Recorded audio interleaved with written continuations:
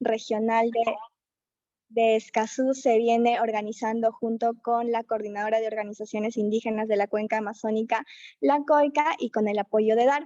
El día de hoy lo que vamos a presentar un poco en esta conferencia de prensa es un balance desde la sociedad civil de esta primera COP Escazú que se viene realizando en Santiago de Chile desde el 20 de abril y que se supone que en teoría debería de terminar hoy si es que se cierran las negociaciones. En ese contexto, muchas gracias a todos los periodistas que se han ido sumando y también a la gente de las organizaciones de sociedad civil que se han estado sumando. Para poder dar inicio a la conferencia, tenemos aquí a representantes del público, también de la COICA y también de diferentes sociedades, tanto de jóvenes como de organizaciones que han impulsado el Acuerdo de Escazú en la región. En ese sentido, vamos a darle el pase a cada uno para que pueda tener o hacer un balance previo sobre estos 2 días en la COP durante 5 minutos cada uno y luego vamos a hacer una rueda de preguntas donde ustedes van a poder hacer una pregunta para cada uno de los panelistas. Entonces, ya sin más preámbulo, vamos a darle el pase a Natalia Gómez. Natalia Gómez es representante del público, en este caso para el Acuerdo de Escazú. Ella también, ella es originaria de Colombia y ha trabajado por los derechos humanos y protección ambiental con un enfoque particular en América Latina durante los 10 últimos años. Es abogada y tiene una maestría en derechos humanos. Y también está trabajando como asesora en E-Rights Internacional. Así que, Natalia, como parte de representante del público, te damos la palabra para que nos comentes un poco este balance que se ha tenido de esta primera COP. Gracias. Muchas gracias, Isabel. Muchas gracias, Isabel, y muchas gracias a las organizaciones que lideraron este espacio. Gracias por facilitarlo. Y gracias a los y las periodistas y a los colegas de la sociedad civil que se están sumando hasta ahora. Y para entrar muy rápido en el tema, ayer estuvimos negociando las reglas de procedimiento de las COP y las reglas para el Comité de Apoyo a la Implementación y el Cumplimiento, y creo que la región en su conjunto ha dado un muy importante paso, un paso histórico hacia la efectiva implementación del Acuerdo de Escazú. En un momento la negociación, sí, para los que estuvieron, las que estuvieron siguiendo la negociación, estuvo muy, muy difícil porque nos encontramos que luego de un proceso de un poco más de 2 años, en los que de manera conjunta habíamos venido como sociedad civil, como público, participando, conociendo las propuestas, enviando nuestras propuestas, conociendo los textos en negociación, asimismo como los representantes de los estados parte. Llegamos el día de ayer con una sorpresa de un nuevo texto que estaba proponiendo la delegación de Bolivia, que no solo significaba que esa participación que habíamos tenido hasta ese momento se anulaba porque no conocíamos esa propuesta, no hemos tenido tiempo ni de estudiarla, ni de compartirla con el público en su conjunto, con las organizaciones que están tanto aquí como siguiendo la conferencia de manera online, sino que también era una propuesta que era bien regresiva en varios aspectos. Entonces creo que después de ese momento tan difícil en el que la participación del público, de las organizaciones indígenas, de las organizaciones sociales, de los jóvenes que se movilizaron por redes, fue súper importante. Hemos logrado un hito al haber podido adoptar estos 2 textos. Primero, las reglas de procedimiento, que son las reglas que van a regir las conferencias de las partes, que es el principal órgano del tratado, cuando las partes, los países que son parte, que han firmado y ratificado, se reúnen, como lo están haciendo aquí en Santiago de Chile en esta primera COP, cuáles son las reglas que van a seguir. Y el punto más importante ahí para el público era el capítulo que habla acerca de la participación significativa del público, porque creemos que Escazú es reconocido en el mundo no solo por los estándares de acceso a la información, participación, justicia ambiental y protección a defensores que ha creado, pero también por la manera en cómo lo hizo, con una voz directa del público, de las organizaciones, con unos mecanismos específicos para que el público pudiera interactuar con los delegados, pudiera levantar la voz, pudiera pedir la palabra, pudiera llevar las propuestas y que esas propuestas, al ser apoyadas por al menos un estado, pudieran verse, digamos, reflejadas en la mesa.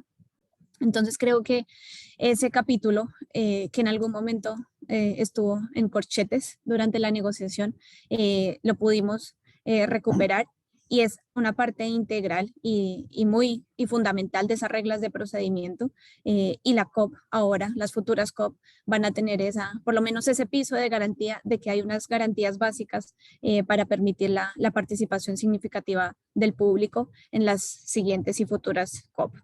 Es muy importante todas las prácticas que hemos construido a lo largo de estos más de 10 años que lleva el proceso que desencadenó Escazú, y que esas prácticas que hemos construido, esas buenas prácticas que permiten la participación directa del público, de la sociedad civil, de las organizaciones que se quieran sumar, pues se sigan fortaleciendo. Así que eso era lo que quería mencionar sobre las reglas de procedimiento. Y luego, el segundo punto que quería mencionar es las reglas del comité a la aplicación y al cumplimiento, que a mi parecer eran el corazón de esta COP.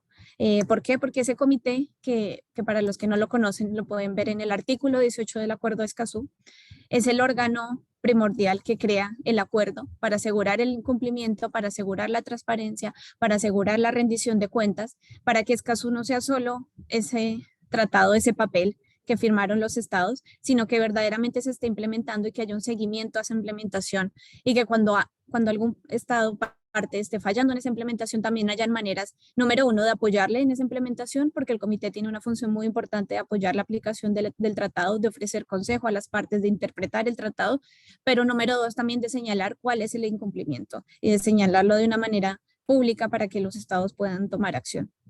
Así que las reglas que se aprobaron para ese comité van a constituir un comité independiente, autónomo, imparcial, con miembros que no respondan que no respondan a la agenda de ningún gobierno, con miembros que tengan esa experticia de los temas de la democracia ambiental, del acceso a la información, de la justicia, que era para el público muy importante, pero también el comité permite una amplia participación del público, y por público me refiero a todos los ciudadanos de la región y ciudadanas y todas las personas y organizaciones, porque esa es la definición amplia de público que está consagrada en el Acuerdo de Escazú. Y dentro de esa participación se incluye algo que es, digamos, para mí también ahí el corazón de esta propuesta, y era la posibilidad de que el público pudiera enviar una comunicación a ese comité alegando el incumplimiento de un estado parte. Eso fue algo que desde el público, desde la sociedad civil, desde el movimiento que ha estado, digamos, trabajando por Escazú por tantos años, habíamos estado pidiendo desde hace mucho. Fue algo que durante la negociación del tratado tratamos que se incluyera, y en ese momento no lo logramos. Así que ahora esa promesa del comité de cumplimiento se cumplió ayer, y se cumplió con la introducción de esta posibilidad de que las personas, de que las organizaciones, de que el público pueda acercarse a ese comité cuando esté en funcionamiento y llevar una comunicación. Y el tercer punto que quería resaltar, que también me parece de suma importancia, es que ese comité también va a tener dentro de sus funciones la posibilidad de adoptar medidas cuando hayan personas en riesgo que están llevando, digamos, información a ese comité. Y esto es algo muy importante, porque lo que está haciendo es desarrollando ese pilar cuarto de democracia ambiental que creó Escazú, que es el reconocimiento y la protección a los y las defensoras ambientales.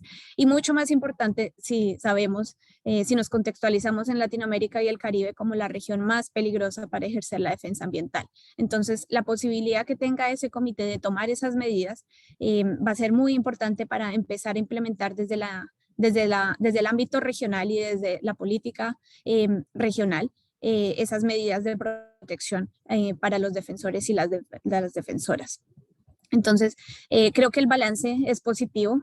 Quiero resaltar, digamos, el balance, también la participación amplia que hemos tenido en esta COP, pero saber digamos, que este proceso continúa, a nivel regional, porque vamos a tener una COP interina el próximo año en Argentina, en la que se van a nombrar los miembros de ese comité. Así que es muy importante que como ciudadanos, ciudadanas, sigamos muy al pendientes y participando, pero también este proceso continúa a nivel nacional, con los países partes que están empezando a implementar Escazú, y que necesitamos que la ciudadanía siga ahí en ese proceso de verificación y rendición de cuentas y construcción de capacidades, pero también con aquellos países como mi país, Colombia, que aún no ratifican Escazú. Así que creo que el llamado a todos los gobiernos de las regiones a continuar la implementación efectiva del Acuerdo de Escazú, y aquellos que están en debe, como Colombia, a que lo firmen, a que lo ratifiquen, a que lo adhieran, y que se sumen a esta apuesta por la mejor democracia ambiental en la región. Muchas gracias. Muchas gracias, Natalia, por todo lo que nos has ido comentando de este balance como representante del público también que ha estado participando en la COP. Y justo en ese contexto, la sociedad civil, lo que hemos estado un poco impulsando es el tema de decir que Escazú es con participación de sociedad civil, y por eso el segundo pase es para Carmen Capriles. Carmen Capriles es ambientalista, feminista y activista defensora de Bolivia, pertenece a Reacción Climática Bolivia y también a la CEMOS, y en esta oportunidad ella nos va a ofrecer algún comentario y balance en relación a la participación que ha tenido sociedad civil en ello, y también el tema de un poco, justo lo que comentaba Natalia, que era eh, las acciones que venía realizando discursivamente Bolivia, ¿no? Carmen, te damos la palabra y también tienes 5 minutos. Muchas gracias, Isabel. Muchas gracias a DAR y a COICA por organizar esta conferencia de prensa, y un saludo a toda la red de amigos de Escazú. El día de hoy me dirijo a ustedes desde la CEPAL con mucho optimismo, con muchas ganas de seguir hacia adelante. Creo que la jornada de ayer ha sido una jornada muy dura, especialmente como boliviana, al ver de que los negociadores de mi país han empezado a trancar varias partes del texto, y bajo la excusa de haber traído una propuesta consensuada con sectores sociales de la sociedad civil y pueblos indígenas. Después de ayer hacer una consulta con muchos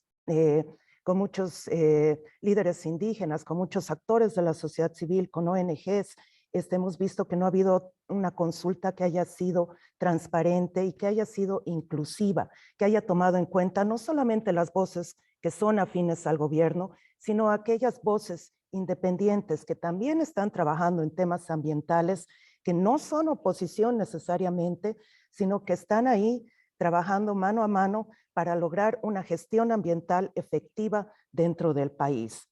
En ese sentido, como organizaciones de la sociedad civil, queremos hacer un llamado al gobierno de Bolivia de abrir un diálogo con las diferentes organizaciones y un diálogo inclusivo para poder sacar propuestas concretas que nos beneficien a todos. Y creo que este mensaje no solo va para el gobierno de Bolivia, sino para las otras partes que son miembros de partes del Acuerdo de Escazú, para que estos diálogos se hagan cada vez más inclusivos y cada vez sociedad civil, los actores, el público, tenga mayor voz y mayor representatividad. En segundo lugar, quiero hablar de las tareas pendientes.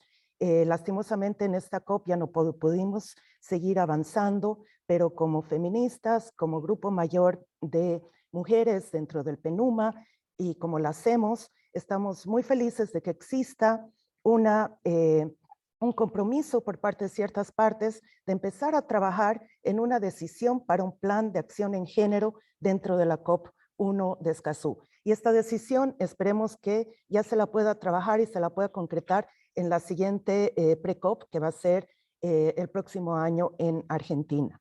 Creemos que este es un paso hacia adelante muy positivo y que realmente vamos a empezar a visualizar los temas relacionados a defensoras dentro del contexto latinoamericano. Y de la misma forma, los temas de acceso a información, el tema de información desagregada, los temas de participación, la participación de la mujer que está tan metida en agendas como la Agenda 2030, el tema de acceso a justicia ambiental, acceso a justicia climática, son temas que son vitales, que tenemos que trabajarlos porque se nos acaba el tiempo. Y en tercer lugar, voy a hacer alusión a una historia personal mía. Si me permiten, quiero compartir pantalla. Quiero mostrarles un documento. Este es un documento de 1980 que fue escrito por mi tío, el hermano de mi madre, Carlos Flores Bedregal, quien en 1980, durante el golpe de García Meza, fue desaparecido. Mi familia lleva 40 años en la lucha contra la impunidad, buscando justicia. Como ustedes pueden ver, es el primer proyecto de ley medioambiental. El hecho de que mi tío haya sido desaparecido retrasó la gestión ambiental de Bolivia prácticamente una década. No fue hasta 1992 que tuvimos una ley de medio ambiente. En ese sentido, este documento está en manos de la Corte Interamericana de Derechos Humanos. Esperemos que lo tome en cuenta porque es hora de empezar a crear jurisprudencia en relación a defensores ambientales. Hace 40 años no se tenía el término, no se conocía y han sido 40 años de lucha para lograr justicia y para que al fin el gobierno de Bolivia pueda responder por los hechos ocurridos en el golpe de Estado de 1980 y qué es lo que pasó con los cuerpos de Marcelo Quiroga Santa Cruz y Carlos Flores. Agradezco este espacio para compartir esta pequeña historia y bueno, seguimos adelante, seguimos en la lucha y muchas gracias. Muchas gracias, Carmen, por lo que nos estás comentando también desde este balance y también la mirada como sociedad civil. Ahí voy a prender aquí la cámara, sino que... A ver. Ahí creo que sí se puede visualizar. Muchas gracias, Carmen, por lo que nos comentas. Y ahora también lo que queremos hacer es darle el pase a alguien que ha estado desde la juventud, también impulsando que pueda haber participación de la sociedad civil en las reglas de procedimiento y todo el proceso de la COP1 Escazú. En ese sentido nos acompaña y está con nosotros Johanna Mendoza. Johanna Mendoza es miembro y también da apoyo comunicacional a la plataforma de la red Escazú Jóvenes en Perú y ha asistido de manera presencial aquí a la COP también para poder hacer presencia de la juventud en este acuerdo que, como sabemos, es el primer tratado ambiental y este lo tenemos aquí como América Latina y el Caribe. Johanna es también especialista en comunicaciones y está cursando una maestría. Así que, Johanna, te damos la palabra. Tienes igual 5 minutos para podernos contar un poco este balance desde la mirada de la juventud.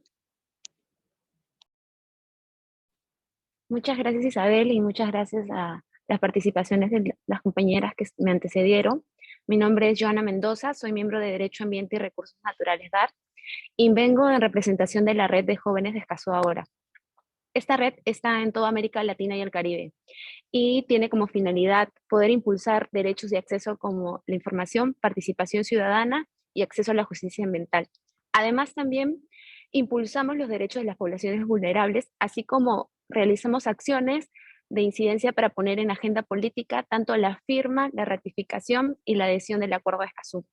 En este sentido, queremos precisar que desde las juventudes de América Latina y el Caribe estamos comprometidas con el planeta que le vamos a dejar a nuestras próximas generaciones.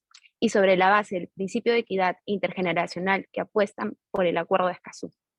Además, a través de diversas acciones conjuntas de cada una de las redes de jóvenes, se ha priorizado visibilizar los crímenes hacia los defensores ambientales, los asesinatos en contra de las personas defensoras, la vulneración de los ecosistemas y también hemos tratado de evidenciar los delitos ambientales, así como la pasividad por parte del Estado para hacer frente a todas estas situaciones. Ante estos escenarios alarmantes, siempre desde las juventudes hemos alzado la voz en contra de ello. En el caso de Perú, los movimientos juveniles y activistas contra el cambio climático, al conocer los beneficios del Acuerdo de Escazú, decidieron unirse, organizarse, impulsar la ratificación. A través también de la academia y de la sociedad civil, se han tejido diversos puentes para poder impulsar el acuerdo. Se han hecho diversas plataformas y las representantes y los representantes de las juventudes han podido participar en las sesiones de las comisiones del Congreso peruano, así como ahora está pasando en Chile, ¿no? Para poder mostrar el apoyo que tienen hacia este acuerdo. Hemos salido a las calles a manifestar nuestro apoyo a Escazú y aprovechando los espacios para poner en la agenda política su ratificación. Asimismo, se ha descentralizado las vocerías entre los más jóvenes y también entre diversos voceros indígenas de diversas regiones para que se conozca el Acuerdo de Escazú, para que lo identifiquen como una herramienta para la defensa de sus derechos y el efectivo ejercicio de un ambiente sano. Consideramos importante las discusiones que hay sobre la ratificación y la implementación del Acuerdo de Escazú y queremos que se tome en cuenta a las juventudes. Nosotros queremos que las próximas generaciones sepan que estuvimos del lado correcto de la historia. Estos días en la COP pese a la posición de ciertos países, como lo había mencionado una de mis compañeras de Bolivia, que quería excluir la participación del público en la mesa directiva y en toda la estructura del Acuerdo de Escazú. Por la posición de las organizaciones indígenas, de las juventudes, se pudo hacer frente a esta propuesta y se ratificó la participación de la sociedad civil en el Acuerdo de Escazú. Y eso es algo que debemos de celebrar. El tiempo se agota y cada vez nuestros bosques se depredan, nuestra agua se contamina, se deshielan los glaciares. Si con una implementación efectiva del Acuerdo de Escazú esto puede detenerse, no solo en Perú, sino en cada uno de los países de la región, con un enfoque contra el cambio climático. Por parte de Perú, urge que tanto el Ejecutivo como el Legislativo peruano realicen acciones concretas para la ratificación del acuerdo. Es valioso que desde diversos sectores, tomando los principios del Acuerdo de Escazú, se generen instrumentos de protección del ambiente y los defensores. Sabemos que se han realizado diversos mecanismos, pero no han sido tan efectivos, ya que los asesinatos siguen incrementándose. Para el Perú, nosotros queremos que se inicien estos espacios de diálogo, que también incluyan a las juventudes y que también incluyan a la sociedad civil. Por ello, hacemos recordar los compromisos del presidente de la República en ratificar el Acuerdo de Escazú. De hecho, tenemos un contexto político muy complicado, pero esperamos que esto cambie. La justicia ambiental, la protección de los defensores indígenas no puede esperar. El momento es ahora. Gracias. Muchas gracias, Johanna, por lo que nos comentas y también por darnos esta mirada desde la juventud. En esta oportunidad a quien le tocaría formar parte del panel también es a la COICA, que como les mencionábamos es la Coordinadora de Organizaciones Indígenas de la Cuenca Amazónica, y de manera virtual nos va a acompañar Oscar Daza, que es el Coordinador de Derechos Humanos y Paz del OPIEC, que es la base de COICA en Colombia, pero justo nos está comentando que tiene problemas con la conexión, entonces igual no sé si me podrían confirmar si está en sala para que pueda tener la intervención, o en todo caso igual comentarles un poco la participación fuerte que también ha tenido COICA en esta primera COP Escazú. No sé si igual, Oscar, estás por ahí conectado. A ver, estoy verificando. No está, ¿no? Ya, perfecto. Entonces, igual vamos a esperar y confiar en que antes de que termine la conferencia se pueda sumar Oscar para que nos cuente un poco su balance en esta primera COP, pero solo comentarles también de que ellos han estado presentando una propuesta desde las organizaciones indígenas para tener participación como pueblos indígenas. ¿Sí está? Perfecto, nos comentan que Oscar se va a sumar en unos 3 minutos, así que también para no dilatar más el tiempo, abrimos el micrófono para los periodistas y la gente que se está sumando y que está aquí presente en el Zoom. Muchas gracias por estar aquí y solo es cuestión de que puedan levantar la mano para que se les pueda dar la palabra. La idea sería recoger las preguntas en un primer momento y luego hacer la primera rueda. Entonces, quienes desean hacer alguna pregunta específica pueden levantar la mano.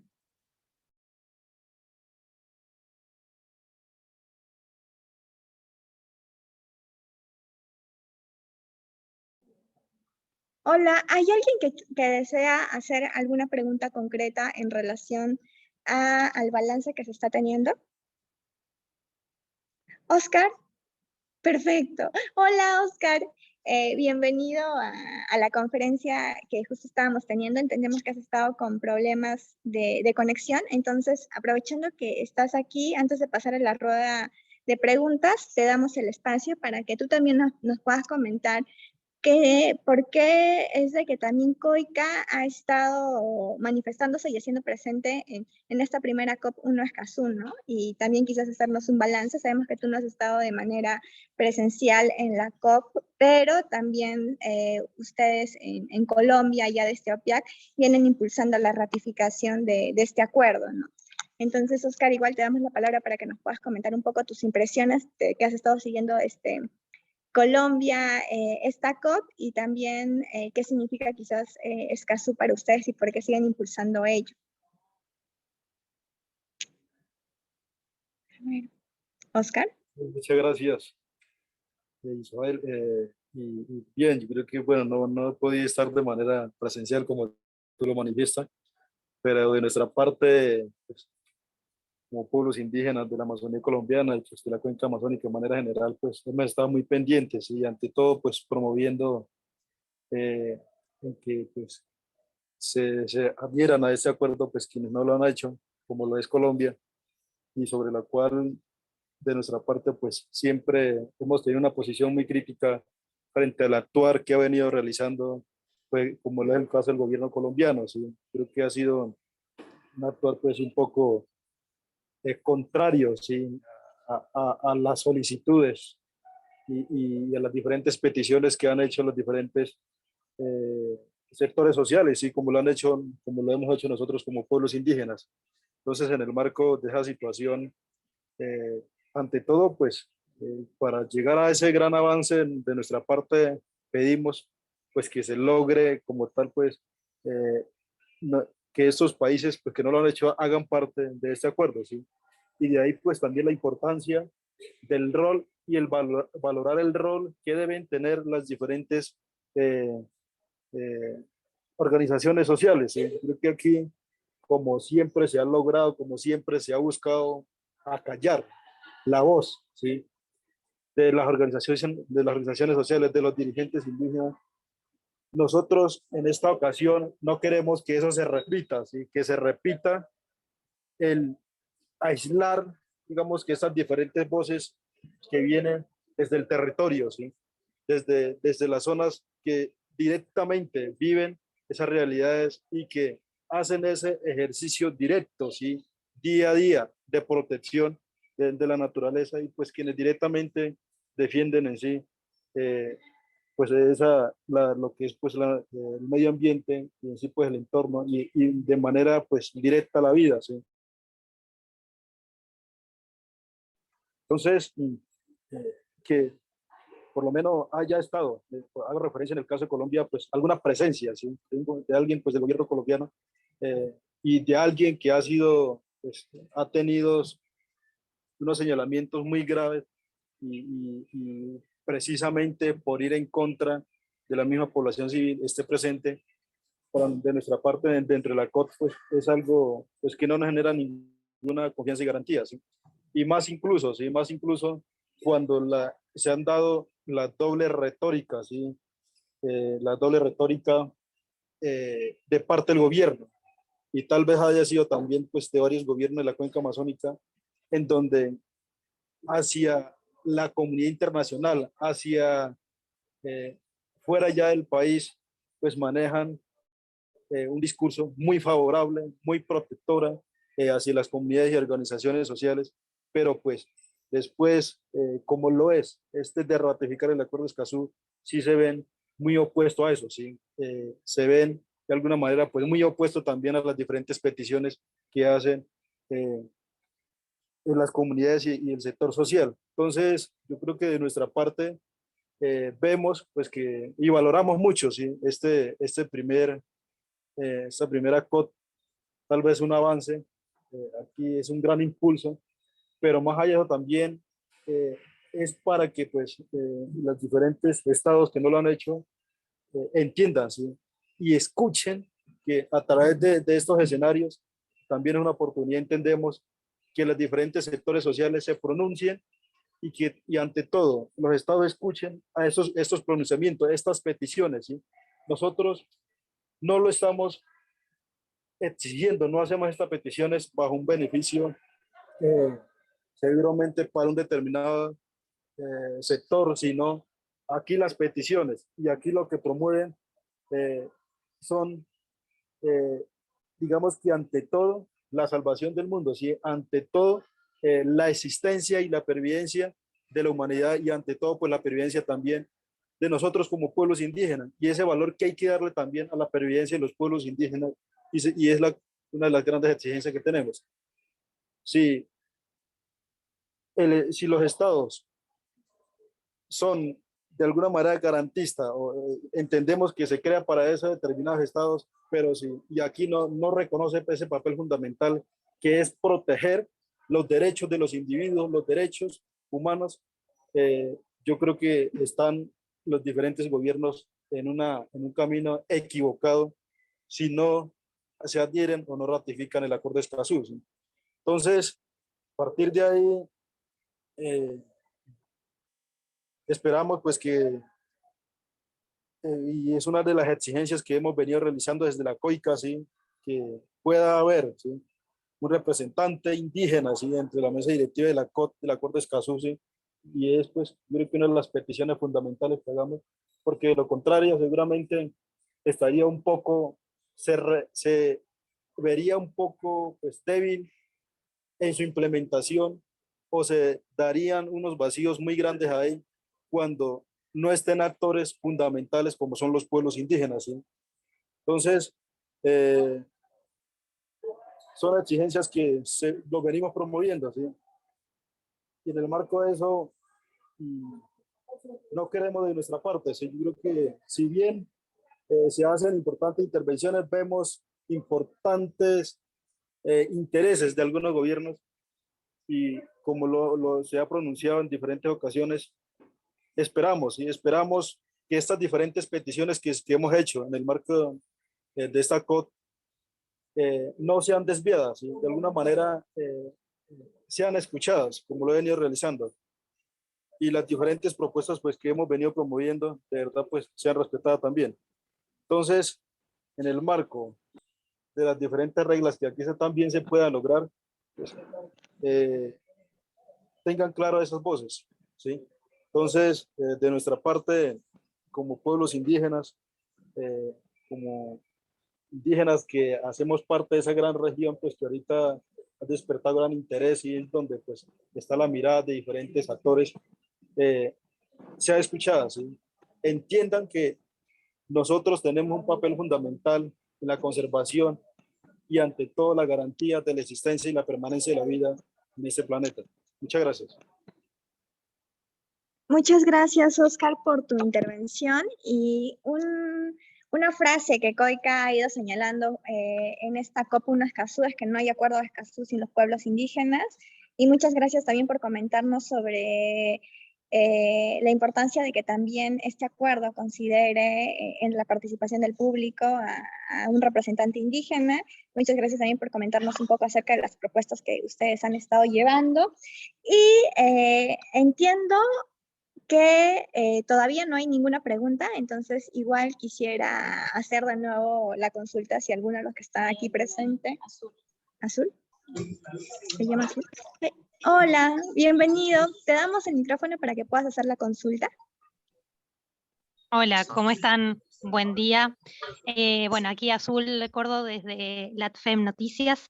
Quería preguntarles en relación bueno, a lo que han comentado sobre la representación del público y en especial lo que decía recién el representante de COICA, ¿cómo se imaginan o cómo quieren también, qué negociaciones se está viendo, qué propuestas están circulando en torno a materializar esta representación del público de aquí en más? Por algunas charlas que hemos tenido con representantes actuales del público, tengo entendido que hacia agosto quizás habría como, no sé si una consulta pública o una apertura, digamos, a presentar distintas candidaturas para elegir la representación del público. Entonces, quería ver si nos podían primero explicar un poco cómo puede llegar a corporalizarse, digamos, esta representación del público, de qué manera proponer candidaturas también, y bueno, y cómo garantizar estas distintas representaciones, ¿no? Así como decía el representante de COICA, la representación indígena, bueno, la de las mujeres, etcétera, etcétera. Gracias. Muchas gracias, Azul. Entonces le damos la palabra a Natalia para que pueda responder a ella. Muchas gracias por tu pregunta, Azul. Y sí, bueno, la figura de los representantes del público es una figura, digamos, que se gana en este proceso, que permite al público en general tener un micrófono en la mesa, que es algo único en el mundo. En ninguna negociación intergubernamental se le da un micrófono al público. Lo que pasa es que generalmente al final, cuando ya todo el mundo ha hablado y ya no queda nadie en la sala, se deja que el público haga un statement que nadie escucha. Eso aquí nunca ha ocurrido y es algo muy importante que se siguió manteniendo en estas reglas de procedimiento. Y la figura de los representantes del público básicamente lo que permite es canalizar el diálogo entre el público en general y los estados. digamos, es una figura representativa, pero no significa que solo el público, que somos los 6 representantes, podamos hablar. Y digamos, esta figura está contemplada en las reglas de procedimiento que se adoptaron, las reglas para la participación del público que se adoptaron en el 2014, y también todavía digamos, se refuerza en estas reglas de procedimiento de la COP. Ya de por sí la elección es un proceso que hacemos como público, que como representantes del público estamos liderando. En el 2015 se hizo una elección abierta entre todas las personas que están inscritas en el mecanismo público regional, que es el mecanismo básico, una página web en el que cualquier persona se puede registrar para empezar a recibir la información del proceso de Escazú. Y lo que estamos planteando es que es, digamos, momento de volver a renovar ese liderazgo y probablemente, como tú lo decías, en agosto de este año, con el apoyo técnico de CEPAL como secretaria técnica, pues se volvería a hacer una elección de ese tipo. Y creo que con las organizaciones y con los pueblos y con toda la gente, digamos, que se ha sumado a esta COP de Escazú, hay una idea muy general y es que necesitamos, digamos, promover que haya una gran diversidad en esas candidaturas. Ya sabemos que los pueblos indígenas que han estado aquí han manifestado su interés de, digamos, de ocupar ese espacio, también los jóvenes. Entonces, un espacio muy importante, pero también, y no quiero hablar por el colega de COICA, pero sí sé que la COICA ha tenido una presencia muy importante acá, representando a los pueblos indígenas de la Amazonía, y que una de sus propuestas específicas que hoy van a estar presentando a los estados es crear un grupo de trabajo para pueblos indígenas en el que se analice cómo más se puede fortalecer la participación de los pueblos indígenas en el marco del Acuerdo de Escazú. Esa es una propuesta que ellos trajeron acá, que que ayer, digamos, no se pudo hablar mucho de eso porque estábamos en una situación muy difícil en la que parecía que fuéramos a perder todo lo que habíamos ganado, pero que hoy, si ven la agenda, hay un espacio en el que se va a hablar de lo que queda por negociar, incluyendo una declaración sobre defensores y defensoras, y ahí sé que también los colegas de los pueblos indígenas van a estar presentando esta propuesta de que haya un grupo de trabajo para fortalecer la participación de los pueblos indígenas. Entonces creo que es algo muy importante y que vamos a ver cómo se desarrolla en el día de hoy. Eso, gracias. Muchas gracias, Natalia, por la respuesta. Igual, ¿alguien más desea hacer alguna pregunta? Hola, sí, buenos días. Adelante. Hola, Jeremías Bustillo de Diario La Tribuna de Honduras. ¿Ustedes tienen idea más o menos de cómo ha evolucionado la población indígena en los últimos años? Si ha aumentado en las condiciones en las que han venido viviendo los últimos siglos, o se ha reducido, y dentro de los factores que han influido, ¿cuáles han sido los más importantes? El capitalismo, el extractivismo y las políticas de los gobiernos. También que, no sé, me gustaría que me explicaran un poco, las preguntas son abiertas. ¿Qué tan diferente es el trabajo de defender a los pueblos indígenas?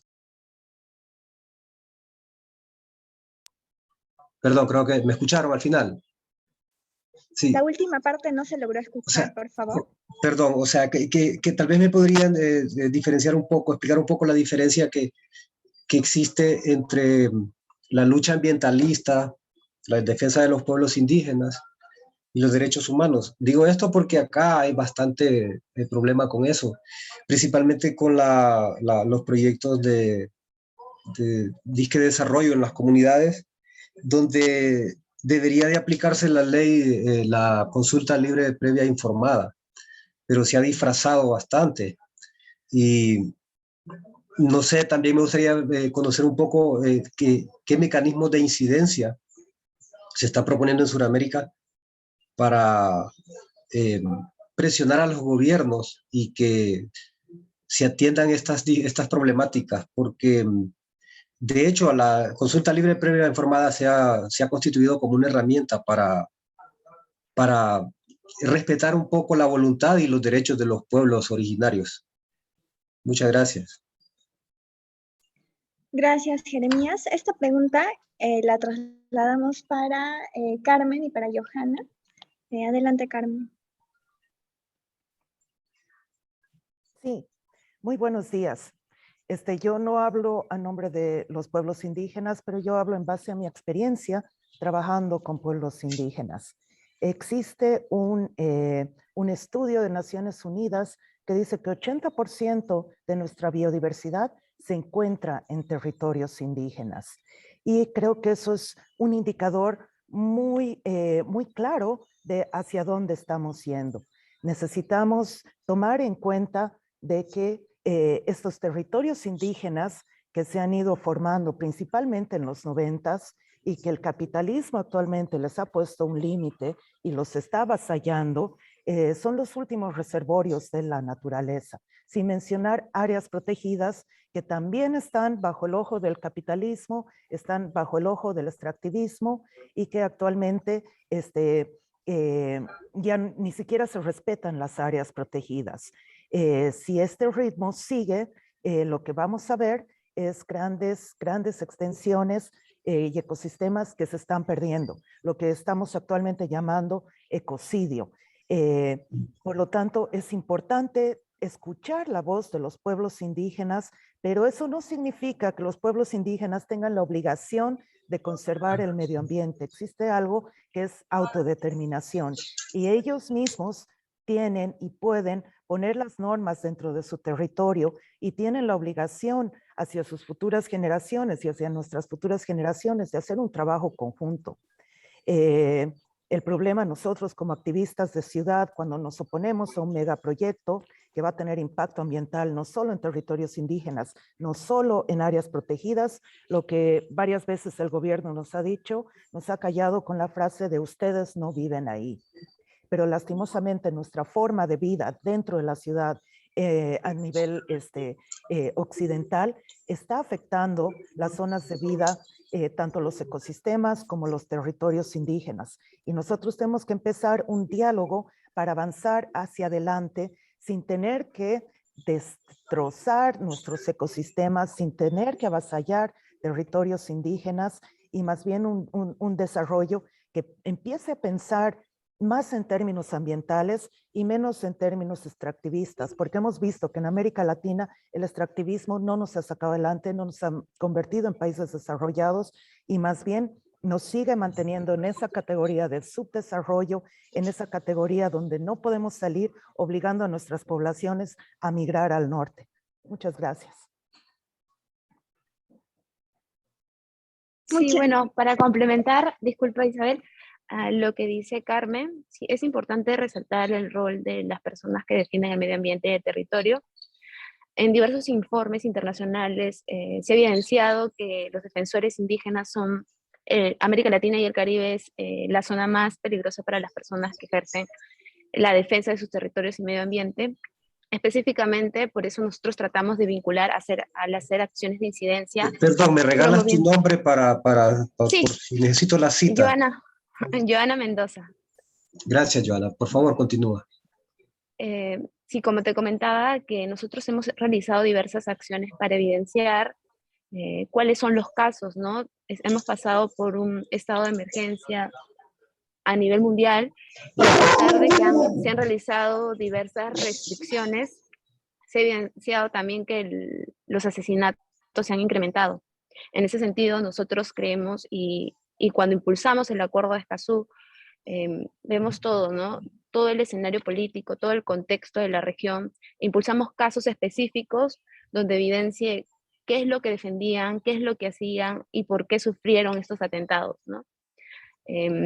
Hay diversos mecanismos por cada país que se han estado impulsando también, pero hemos visto que tampoco han sido lo suficiente para protegerlos, ¿no?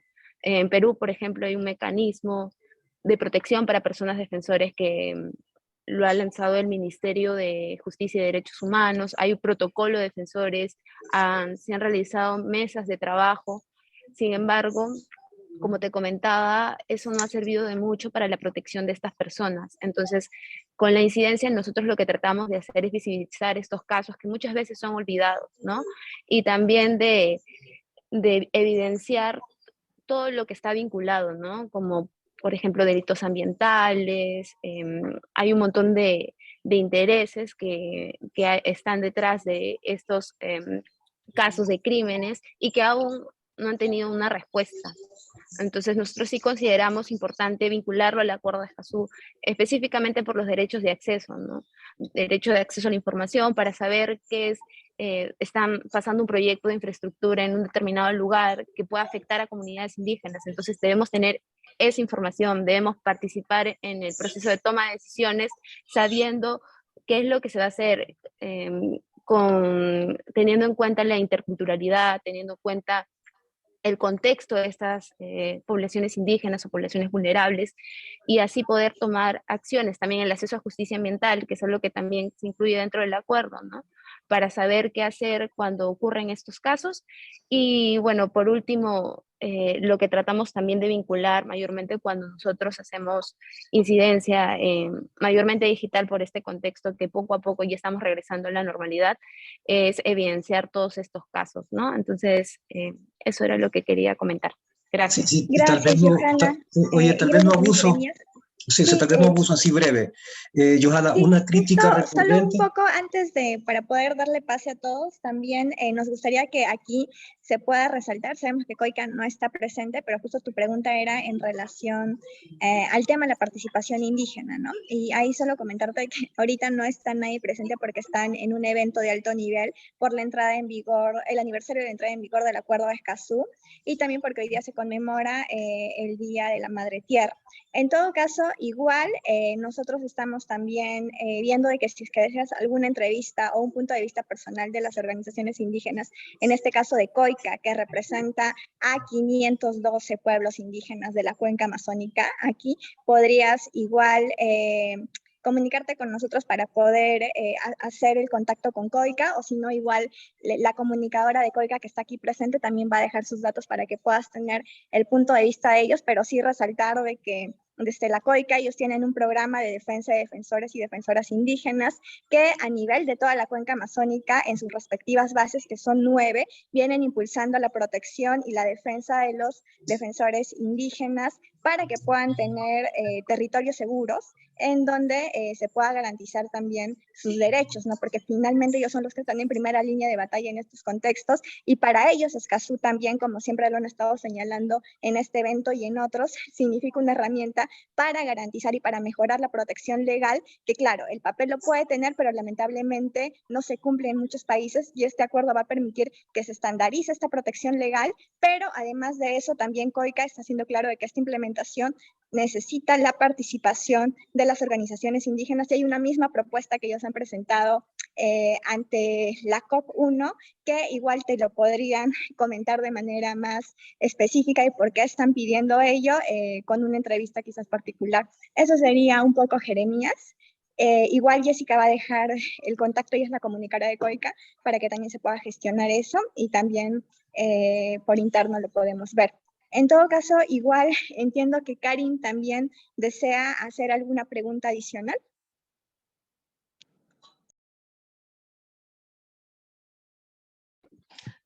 Hola, levanté Yara, la mano. adelante. ¿Cómo están? ¿Todo bien? Muchas gracias por los espacios a todos y todas. Yo les quería consultar, mi nombre es Clara Ferraro, soy de La Voz del Interior en Argentina. Ya que se ha logrado unos avances muy importantes y un reglamento con una participación del público importante, ¿cuáles son los próximos pasos a seguir para ampliar esa participación en Escazú? Gracias. Muchas gracias, Karin. Natalia. Bueno, muchas gracias, Clara, por tu pregunta.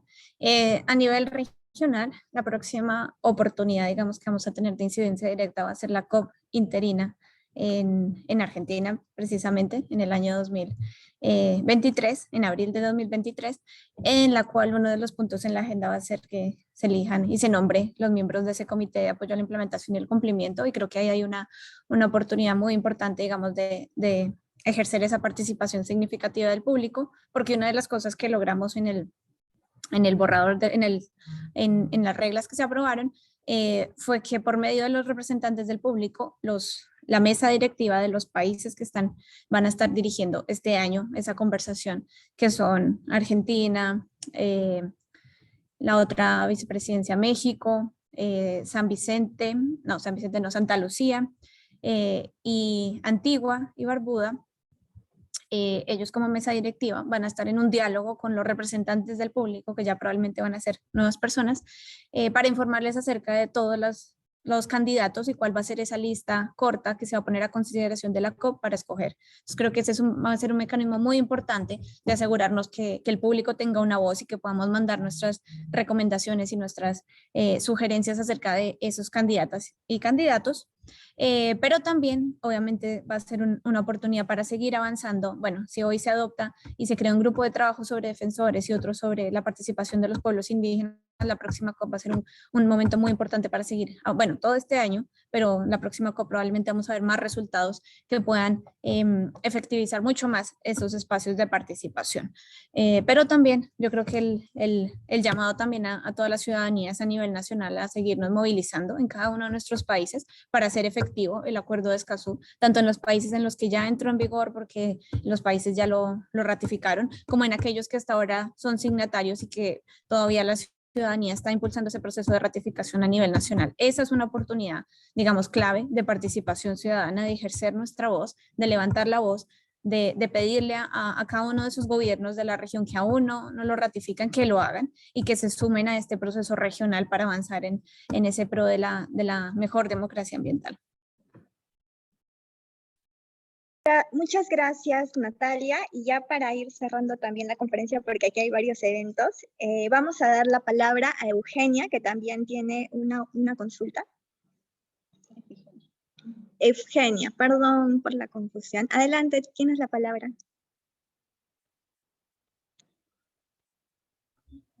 Hola, buenos días. ¿Me escuchan ahí? Sí, perfecto. Sí. Ok, bueno, mi comentario brevemente nada más era para felicitarlos referente a que se me hace súper importante el punto del acuerdo de Escazú, en donde hay una protección para las personas defensoras del medio ambiente. En México tenemos un alto índice de violencia, ustedes sabrán, para todo lo que son periodistas y activistas.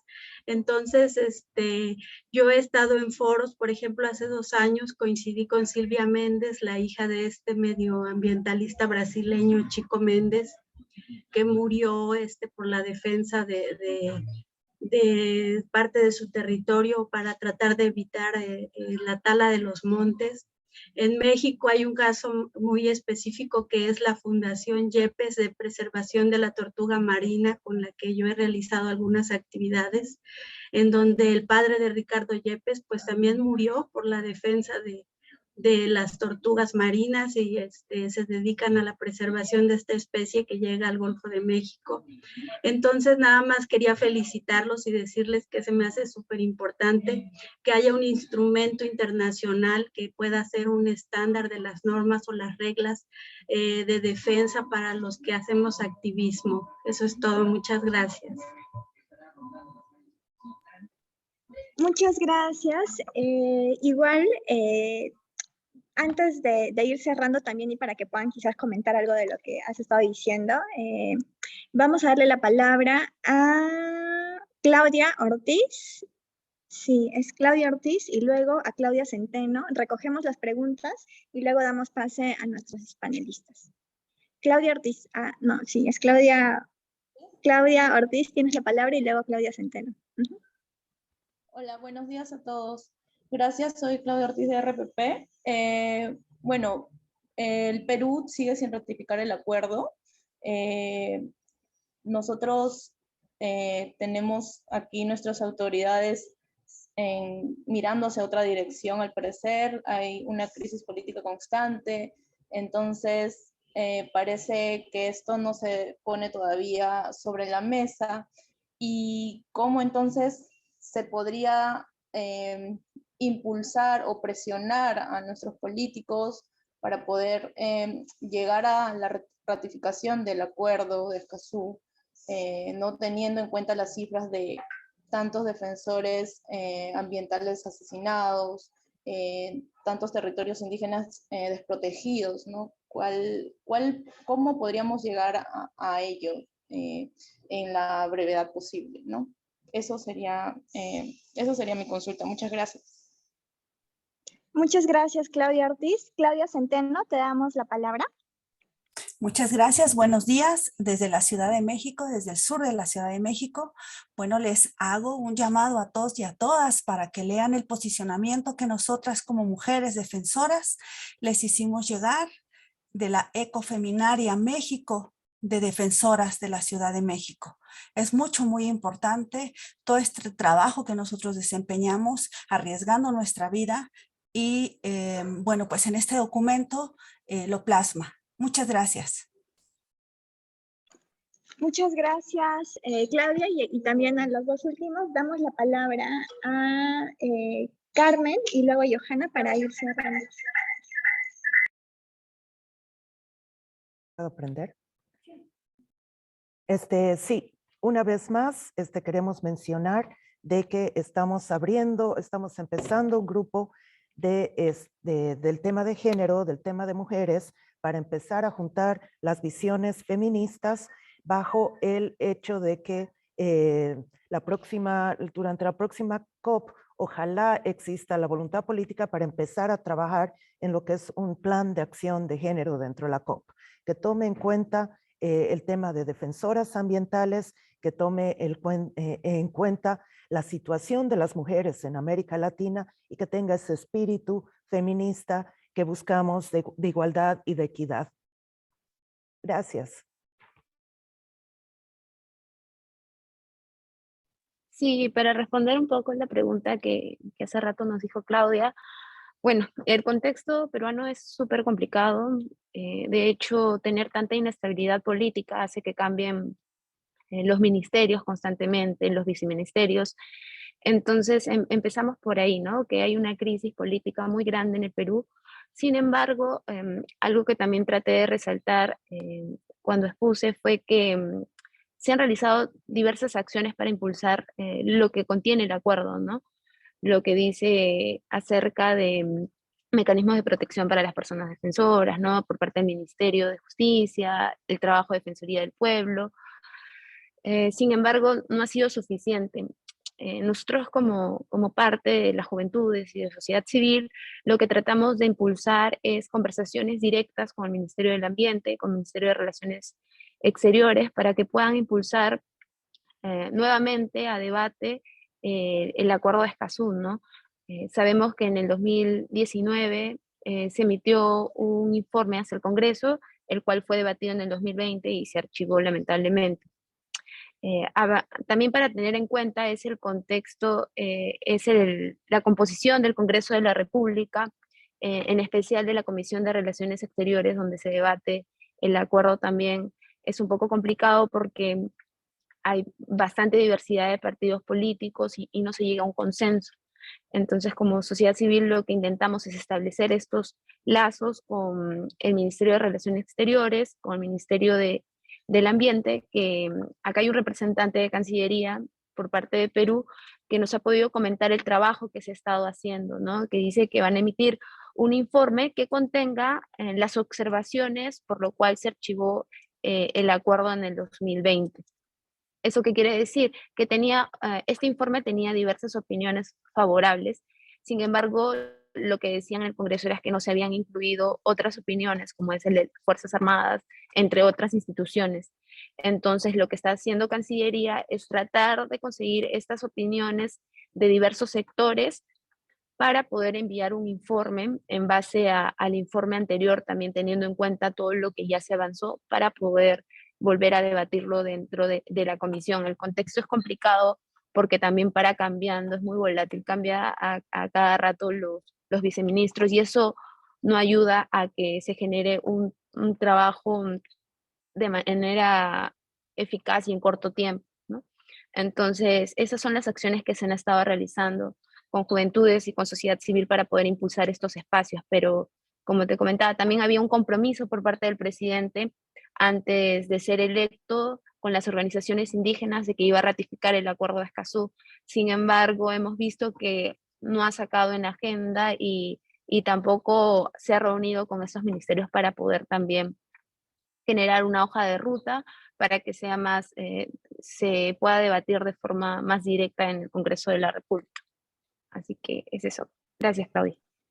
Muchas gracias, Johanna, también Carmen y Natalia y también a Oscar por haber estado participando de esta conferencia. Igual si desean más información de la red regional Escazú, en donde participan cerca de 27 organizaciones y que ha sido una de las organizadoras junto con COICA, pueden buscar las redes sociales que hemos colocado en el chat y ahí vamos a estar posteando también hasta el final más información en tiempo real de lo que está pasando. Les agradecemos a todos y a todas por haber estado aquí como periodistas y también como sociedad civil y a seguir haciendo un Escazú con participación.